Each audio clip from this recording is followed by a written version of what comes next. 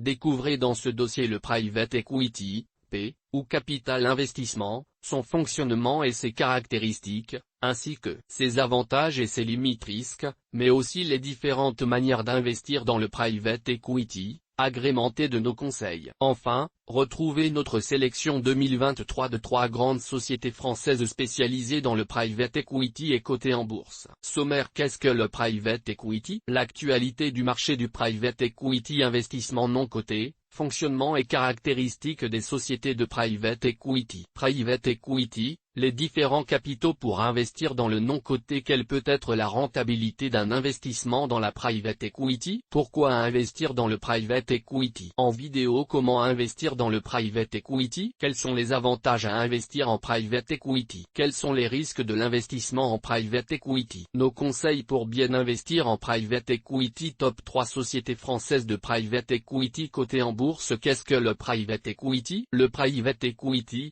l'investissement dans le non coté. Le Private Equity, ou capital investissement, désigne l'investissement dans les sociétés non cotées en bourse. Il s'agit donc d'acheter des parts de petites et moyennes entreprises, en cours de développement, dont les actions ne sont pas cotées en bourse. Le Private Equity est donc une des sources de financement des PME et est non cotée, alternative à l'endettement bancaire, qui ne nécessite pas de passer par l'IPO, Initial Public Offering, ou introduction en bourse, une opération lourde, coûteuse et assortie de nombreuses contraintes pour les entreprises. Les financements de type Private Equity s'accompagnent d'une vision d'accompagnement sur le long terme. Les contraintes de ce mode de financement sont souvent plus souples que celles issues des financements bancaires, obligataires ou des IPO. En effet, les créanciers ou actionnaires peuvent parfois mettre une certaine forme de pression au regard de la rentabilité, des dates limites de réalisation des objectifs, tandis qu'un accompagnement de financement par l'intermédiaire d'une société de Private Equity est généralement plus souple et axé sur le temps long. Par exemple, si la PME doit investir massivement lors d'une année N pour développer sa croissance, cela sera sans doute plus simple si elle est financée en Private Equity que si elle disposait d'actionnaires en recherche de rendement de dividendes. Le principe est le même pour des créanciers obligataires souhaitant également bénéficier de rendements sur leurs obligations, titres financiers de dette. Le secteur du Private Equity en finance. Si vous étiez un gérant Private Equity, votre travail consisterait à analyser, rencontrer,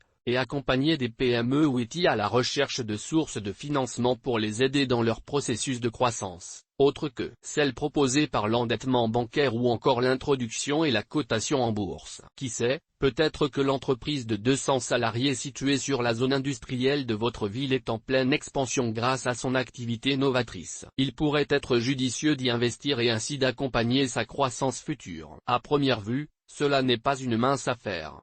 Il faut en premier lieu disposer d'une expertise permettant de cibler les bons profils d'entreprise parmi celles en recherche de financement. Il faut ensuite avoir des compétences d'analyste dans le cadre de l'étude des dossiers croissance, dynamisme du secteur, politique d'entreprise, en sont quelques exemples. Et surtout, vous devez disposer d'un capital conséquent pour financer ces entreprises, tout en sachant qu'il est préférable d'être diversifié. Tous ces éléments présentent a priori de nombreuses barrières pour l'investisseur particulier. Il reste en effet très difficile d'investir en direct auprès de sociétés cotées pour les particuliers. Néanmoins, l'investissement en Private Equity est possible grâce aux sociétés de Private Equity cotées en bourse et aux fonds de Private Equity comme les FIP, FCP et FCPR. L'actualité du marché du Private Equity. Le Private Equity a connu un véritable essor ces 20 dernières années au niveau mondial. En effet, la capitalisation des actifs mondiaux du capital investissement a été multipliée par 10 sur cette période. En France, le Private Equity a connu une année 2021 exceptionnelle avec,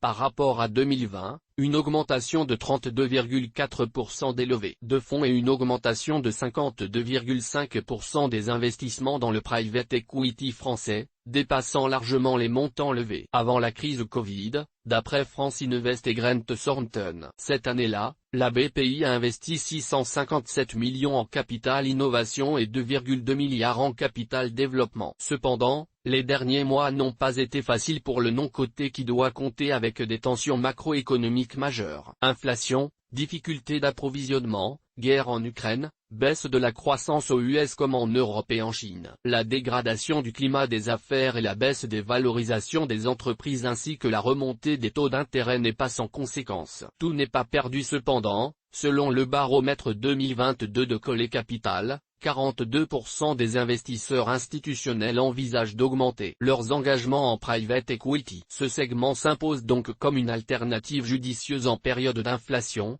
d'autant que les participations des acteurs du private equity résistent en moyenne au mieux aux crises. Investissement non coté, fonctionnement et caractéristiques des sociétés de private equity. De manière générale, les sociétés de private equity ont tendance à opter pour des spécialisations sectorielles telles que la santé, les technologies, les télécommunications ou encore la consommation. Elles ont pour rôle d'accompagner la croissance de PME sur le long terme, en créant une relation de partenariat et de confiance, ainsi que l'alignement d'intérêts communs. L'amélioration des performances des PME peut également faire partie des objectifs. L'objectif commun est la création de valeur à long terme pour l'entreprise financée et des retours sur investissement intéressants. Pour la société de private equity, en général, la majorité d'un portefeuille d'une société de private equity est composée de PME et d'ETI. Ces sociétés peuvent aussi arbitrer une quote-part de leurs investissements au sein d'entreprises cotées en bourse, si elles y trouvent du potentiel. Les équipes de gestionnaires des sociétés de private equity possèdent de bons niveaux d'expertise. Leur rôle principal est de cibler les sociétés privées, non cotées en bourse,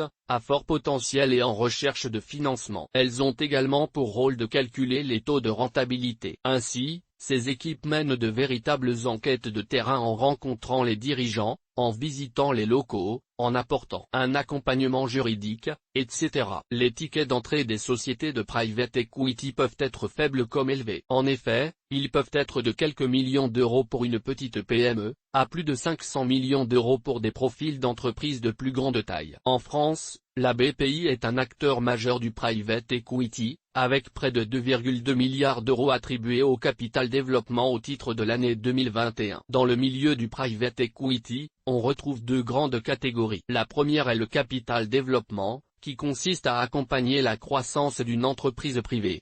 La seconde est le capital risque, qui consiste à financer une entreprise lors de son lancement. Notons également que le private equity n'est pas uniquement réservé aux sociétés d'investissement. Les investisseurs particuliers peuvent également y prendre part. En termes anglo-saxons, les grands investisseurs particuliers en private equity sont appelés les business angels. L'un des plus actifs en France est Xavier Niel, PDG et fondateur d'Iliad Free, par l'intermédiaire de son école 42 et de Station F, l'un des plus grands incubateurs de start-up au monde. Private equity, les différents capitaux pour investir dans le non-coté. Capital développement. On désigne par capital développement l'opération servant à la prise de participation au capital d'entreprises non cotées ayant atteint leur seuil de rentabilité et dégageant des profits pour financer leur croissance, anticipée comme importante. Le capital développement peut s'effectuer soit en fonds propres, c'est-à-dire un investissement dilutif représentant une quote-part du capital, ou bien en quasi-fonds propres, c'est-à-dire un financement obligataire amortissable ou in fine, convertible en capital ou non. Capital retournement. On désigne par capital retournement l'opération servant à la prise de participation dans une entreprise non cotée en difficulté dont on anticipe que l'afflux de fonds liés à cette opération et l'accompagnement du dirigeant permettra à moyen terme le retour aux bénéfices. Ce segment du private equity, plus risqué, est pratiqué par un petit nombre de sociétés spécialisées dans cette pratique. Capital transmission. On désigne par capital transmission l'opération servant à racheter des parts d'entreprises matures qui, malgré leur bonne santé financière, elles dégagent le plus souvent des cash flows stables, ne disposent pas de successeurs ayant la capacité ou l'envie de poursuivre leur management. Lorsque les actionnaires souhaitent se retirer, la société peut être transmise à une autre entreprise ou à un tiers en étant épaulée par un fonds d'investissement ou une banque. Capital innovation. On désigne par capital innovation l'opération consistant à prendre une participation dans une entreprise en phase de création ou de lancement. Il s'agit donc donc du financement de sociétés non cotées innovantes ou en phase de lancement. À ce titre,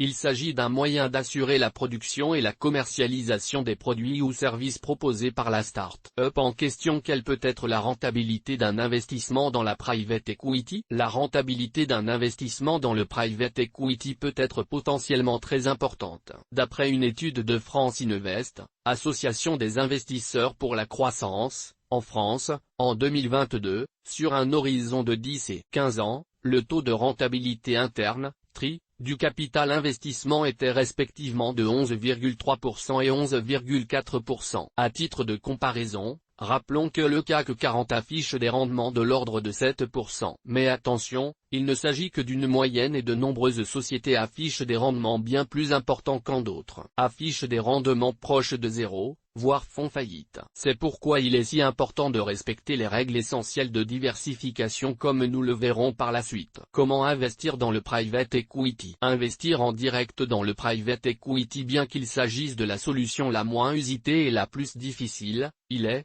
en théorie au moins, possible pour un investisseur particulier de monter au capital d'une petite société non cotée. Il jouera alors le rôle de business angel. Pour acheter des actions d'une société non cotée, le particulier aura le plus souvent été sollicité. Il peut s'agir par exemple d'une demande émanant de son entourage ou bien d'une levée de fonds d'une marque dont il est client qui se tourne vers ses early adopters désireux de prendre une participation dans la société pour la soutenir afin de financer son développement. Une solution simple pour souscrire dans l'univers du private equity est l'acquisition d'actions cotées en bourse des sociétés de private equity. Ces actions de sociétés de private equity sont accessibles par l'intermédiaire d'un compte titre, d'un PEA ou bien d'un PEA PME si ces sociétés sont des PME et sont originaires de l'Union européenne. Voici des exemples de grandes sociétés mondiales incluant l'investissement en private equity parmi leurs activités, classées selon leur niveau d'actifs sous gestion, Home, Asset Under Management, relatif au segment private equity. Top 10 des grandes sociétés mondiales de private equity. Blackstone Group, États-Unis, fondé en 1985, 975 milliards de dollars. Home. KKR, États-Unis, fondé en 1976, 504 milliards de dollars. Home. Neuberger Berman Group LLC, États-Unis, fondé en 1939, 427 milliards de dollars. Home. Carlyle Group, États-Unis, fondé en 1987, 373 milliards de dollars. Home. TPG Capital, États-Unis, fondé en 1992, 135 milliards de dollars. Home. Thomas Bravo, États-Unis, fondé en 2008, 120 milliards de dollars. Home. Vista Equity Partner, États-Unis, fondé en 2000, 95 milliards de dollars. Home. CVC Capital Partner, Luxembourg, fondé en 1981, 85 milliards de dollars. Home. Warburg Pincus LLC, États-Unis, fondé en 1966, 85 milliards de dollars. Home. Ek Partner, Suède, fondé en 1994, 80 milliards de dollars. Home. Investir en actions dans une société cotée de private equity permet de bénéficier directement de l'univers du non coté, entreprise privée, généralement difficile d'accès pour l'investisseur grand public. Investir en private equity via des FIP, FCP et FCPR. Il existe également d'autres possibilités d'investissement en private equity, notamment via les FCPR. Ces fonds majoritairement investis en sociétés non cotées comportent une période de souscription, puis une période d'investissement et une période de liquidation. Malgré un fonctionnement très rigide et une durée de blocage des fonds conséquente, ils représentent une solution assez avantageuse pour le particulier qui souhaite investir dans le non coté, notamment au regard de leurs avantages fiscaux. FCPR, fonds commun de placement à risque, composé à 50% au moins de sociétés non cotées en bourse. Ce type de fonds est à haut risque et l'investisseur peut potentiellement perdre tout son capital, ou réaliser d'importantes plus-values. Ce type de fonds est une solution idéale pour les particuliers souhaitant investir en private equity. Certains FCPR fiscaux permettent de bénéficier d'une exonération d'impôt sur le revenu sur le produit des parts qui est versé à l'investisseur, à la fois pendant la période de conservation de 5 ans mais également a posteriori si les parts du fonds sont conservées pendant au moins 5 ans. Notez également que tous les FCPR permettent de bénéficier d'une exonération des plus-values réalisées, mais les prélèvements sociaux à 17,2% restent dus. Les FIP et FCP sont deux catégories de FCPR qui présentent des caractéristiques particulières dans leur composition et affichent des avantages fiscaux supplémentaires à la souscription dans le fonds. Les FIP, fonds d'investissement de proximité, sont composés de PME de moins de 250 salariés et de moins de 50 millions d'euros de chiffre d'affaires. Ces fonds doivent inclure des investissements concentrés sur une région précise avec la possibilité d'étendre ces sélections à 4 régions limitrophes. Ils doivent être investis à hauteur de 70% minimum au sein de PME. Les FCP, fonds communs de placement dans l'innovation, sont composés de sociétés dites innovantes de moins de 2000 salariés. Ces types de sociétés sont caractérisés par un seuil nécessaire d'investissement en recherche et développement, R&D, d'au minimum 15% de leurs dépenses globales. Les FIP et FCP permettent de bénéficier d'une réduction d'impôt équivalente à 18% du montant investi, réduction boostée à 25% pour les versements effectués à compter du 12 mars 2023 et jusqu'au 31 décembre 2023. À noter, la réduction d'impôt est portée à 30% des montants investis pour les FIP Corse et Outre-mer si l'actif du fonds est intégralement investi en titres éligibles. Ces réductions d'impôt entrent dans le plafonnement global des niches fiscales et il existe un plafond de 12 000 € pour une personne seule, soit une réduction d'impôt de 2 160 € si le taux de réduction d'impôt est de 18% et de 3 000 € si le taux est porté à 25%, et de 24 000 € pour un couple partageant le même foyer fiscal, soit une réduction d'impôt de 4 320 € si le taux de réduction d'impôt est de 18% et de 6 000 € si le taux est porté à 25%. Les grandes banques et conseillers en gestion de patrimoine proposent ce type de fonds ainsi que les sociétés d'investissement spécialisées dans ces secteurs. Investir dans ce type de fonds permet aussi de bénéficier d'avantages fiscaux. Calci Patrimoine pour bénéficier de conseils personnalisés par Anthony Calci du cabinet de gestion de patrimoine Calci Patrimoine. Nom, téléphone, code postal, politique de confidentialité en cochant cette case. J'accepte la politique de confidentialité de ce site. Champ requis CAPTCHA. Quels sont les avantages à investir en private equity? Private equity, un univers très vaste dont on aurait tort de se priver. L'immense majorité des sociétés présentes sur le territoire français sont non cotées. C'est dire le réservoir d'entreprises que représente ce secteur. Il serait donc peu judicieux de se fermer les portes de cette manne de sociétés présentes dans quasiment tous les secteurs d'activité. Private equity, des rendements potentiels très élevés. Le principal avantage du private equity est sans conteste son rendement potentiel. Il s'agit en effet de financer des sociétés prometteuses peu matures,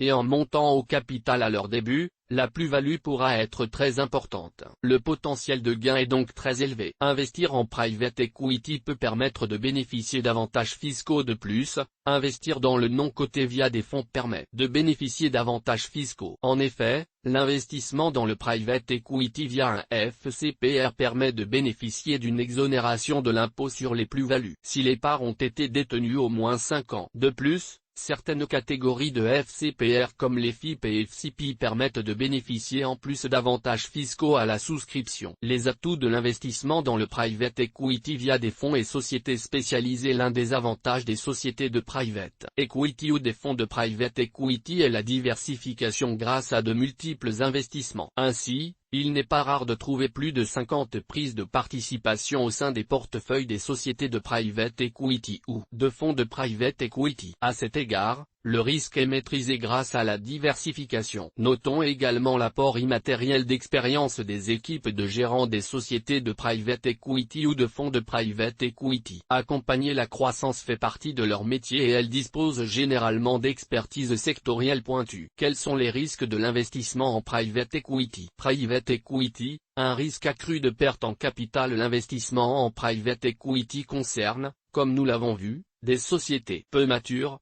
à un stade encore très précoce de leur développement, et si l'objectif est bien évidemment de sélectionner les sociétés qui seront à même de gagner des parts de marché et de s'imposer dans leur secteur, certaines ne rencontreront jamais le succès escompté. La stagnation ou la faillite sont deux possibilités bien réelles qui peuvent engendrer d'importantes moins-values. Private equity, un secteur opaque et difficile d'accès. Le non coté concerne des petites et moyennes entreprises, voire des toutes petites entreprises, très nombreuses, qui bien sûr ne peuvent pas être identifiées facilement. Il est donc extrêmement difficile d'accéder à ce secteur pour les particuliers et l'investissement en direct reste très rare. Les particuliers seront présents sur ce segment surtout via des fonds et des sociétés cotées de private equity. Private equity, un segment peu liquide de l'investissement en private equity présente également un risque de liquidité. En d'autres termes, l'investisseur prend un risque plus élevé de ne pas trouver de contrepartie pour vendre ses participations au sein de sociétés non cotées en bourse. Les risques liés aux sociétés de private equity. Le risque de l'investissement en private equity peut provenir de potentielles erreurs d'appréciation dans le choix des sociétés, effectuées par les gérants en private equity. Ces erreurs d'appréciation proviennent par exemple d'investissements réalisés dans de jeunes entreprises ou dans des secteurs ou des entreprises en retournement, qui ne parviennent pas à réaliser leurs objectifs. Les raisons sont multiples,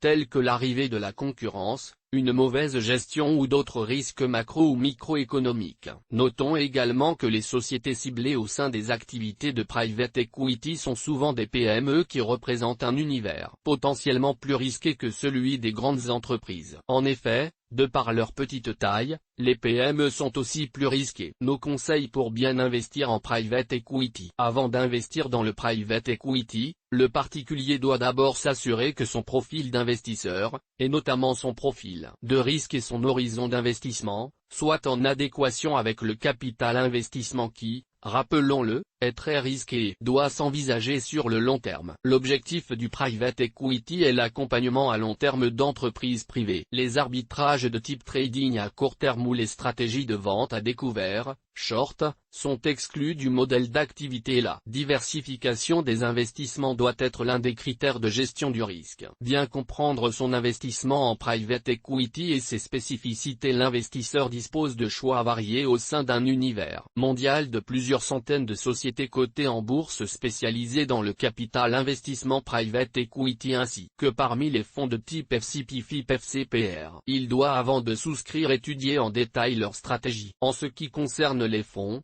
l'investisseur devra avant tout être particulièrement attentif aux questions de liquidité, et notamment à la durée de blocage qui doit correspondre à son horizon d'investissement, en ne perdant pas de vue que la période de blocage peut être prolongée. Il devra également prendre en compte le niveau de risque, indiqué dans le DCI, mais aussi les éventuels avantages fiscaux, ainsi que les différents frais qui viendront réduire la performance du placement. En ce qui concerne les sociétés de private equity cotées en bourse, l'investisseur, comme pour n'importe quel autre investissement en bourse, devra évaluer les fondamentaux du titre et être particulièrement attentif à la valeur d'actifs nets tangibles par action, mais aussi aux bénéfices moyens par action, à la rentabilité opérationnelle par action, au taux d'endettement, ainsi qu'à l'évolution du cours de bourse. Les sociétés de private equity sont transparentes concernant leurs divers modèles et stratégies de gestion. L'investisseur peut donc s'orienter vers celles qu'il affectionne. Ces sociétés sont spécialisées dans certains secteurs ou sont plutôt de grandes sociétés de private equity, avec des fonds de différentes natures, etc.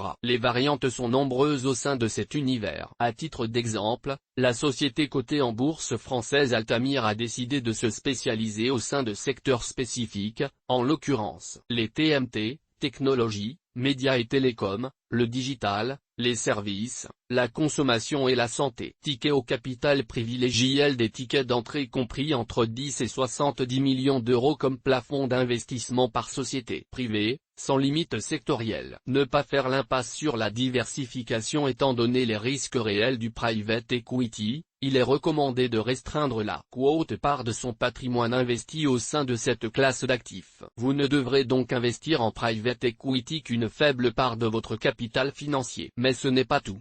Au sein de la poche allouée au private equity, vous devrez également veiller à une bonne diversification de vos avoirs en investissant dans plusieurs fonds et ou sociétés de private equity. Ne pas hésiter à se faire accompagner. Il peut être difficile de bien choisir les actifs permettant d'investir dans le private equity, notamment si interviennent des problématiques fiscales. Pour vous aider à sélectionner les fonds et sociétés de private equity les plus adaptés à votre profil d'investisseur, vous pouvez vous rapprocher d'un conseiller en gestion de patrimoine qui vous aidera à identifier les solutions les plus pertinentes. Calci Patrimoine. Pour bénéficier de conseils personnalisés par Anthony Calci du cabinet de gestion de patrimoine Calci Patrimoine. Nom, téléphone, code postal, politique de confidentialité. En cochant cette case, j'accepte la politique de confidentialité de ce site. Champ requis. CAPTCHA. Top 3 des sociétés françaises de private equity cotées en bourse. Dans le cadre de sa sélection 2023 des 3 sociétés françaises de private equity cotées en bourse, Café de la Bourse a mis en avant les critères suivants.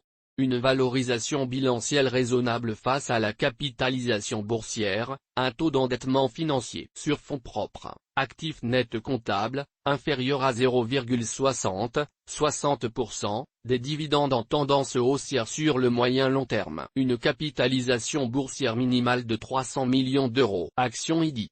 Créé il y a 50 ans, le groupe de capital investissement IDI investit entre 15 et 50 millions d'euros au capital de PME, petites et moyennes entreprises, et ETI, entreprises de taille intermédiaire, européenne. Ce montant peut être étendu à 150 millions d'euros dans le cadre de co-investissements. Au sein de son portefeuille diversifié comprenant plusieurs dizaines d'investissements en private equity, on retrouve, à titre d'exemple, l'entreprise belge Flex Composite Group, 210 millions d'euros de CA en 2022, acquise en 2015 dont IDI possède actuellement une participation de 63,39%. On retiendra également Atelier de France, 425 millions d'euros de CA en 2022, détenu à 21,80% par IDI, ou encore New Life, 390 millions d'euros de CA en 2022, dont IDI détient 54,30%. Fin 2022, l'ENR, actif net réévalué, du groupe IDI s'élève à 89,45 € par action tandis que son cours de bourse ressort à 56,20 € en clôture du 4 avril 2023. Selon ce critère, le potentiel de révalorisation en bourse de l'action IDI est établi à plus 59%. Concernant la solvabilité au bilan du groupe IDI, elle semble maîtrisée avec un endettement financier sur actif net comptable, ratio de gearing,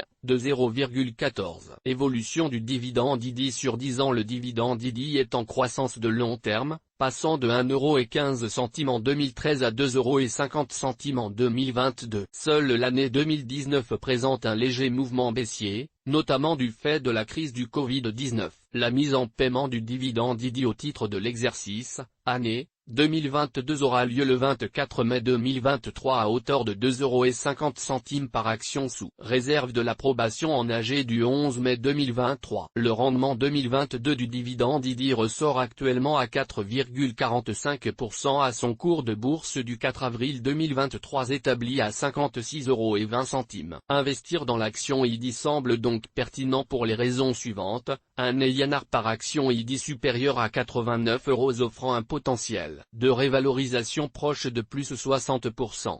Un dividende IDI en croissance sur le long terme, x 2,17 sur 10 ans. Un rendement actuel du dividende supérieur à 4%. Une expérience éprouvée, 50 ans en private equity. Un portefeuille européen diversifié.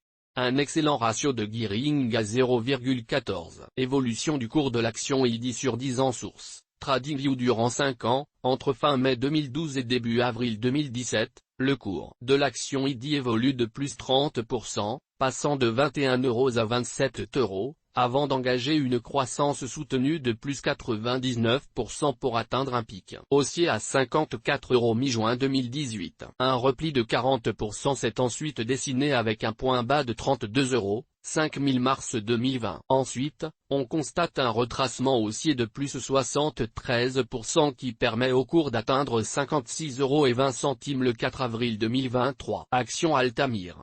Altamira est un groupe français de private equity spécialisé dans la prise de participation d'entreprises des secteurs des TMT technologies, médias et télécoms, du digital et des services, et de la santé à plus faible mesure. Fin 2022, le portefeuille de participation en private equity d'Altamira compte 69 sociétés dont les 3 premières sont, Tom Group, distribution, bijouterie, pour 208 millions d'euros et 14% du portefeuille d'Altamira. Stony, Télécom, Cloud, pour 108 millions d'euros et 7% du portefeuille d'Altamira.